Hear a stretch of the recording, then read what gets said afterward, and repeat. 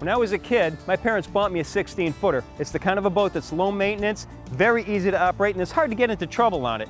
Here's one I want you to take a look at. It's the Bayliner 160 bowrider. For BoatTest.com, I'm Captain Steve.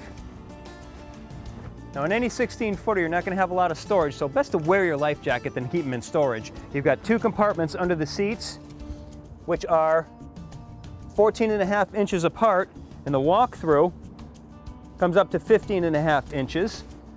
The helm, very uncluttered, dual Faria gauges with chrome bezels, fuel, voltage. You're not going to get your oil pressure or your engine temperature. Those are going to be alarms connected to the outboard itself.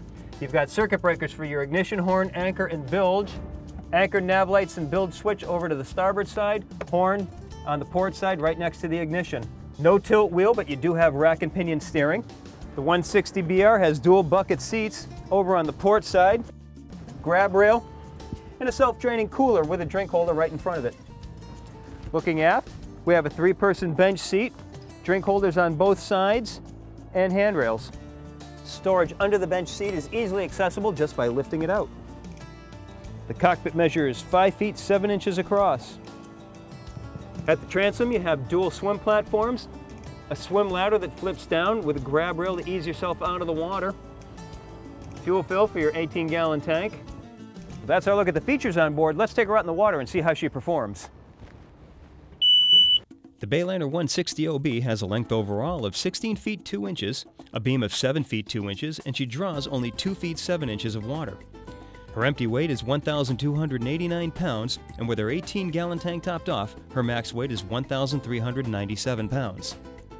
With the standard 60 horsepower Mercury 4-stroke doing the heavy work, we reached a top speed of 33.8 miles an hour. Pulled back to 4,000 RPM showed a best cruise of 21.6 miles per hour while burning only 2.5 gallons an hour.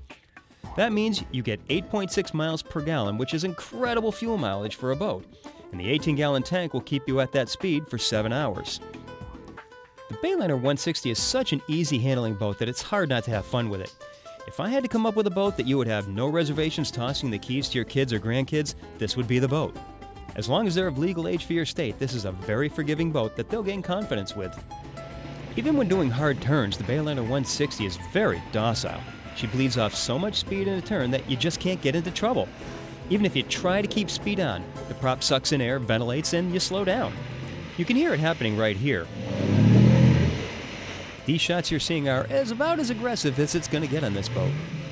For all the maneuverings that I was doing on this boat, I really tried to get it into a position where there would be a problem, and I could not. So this would be a great boat to turn the kids loose on.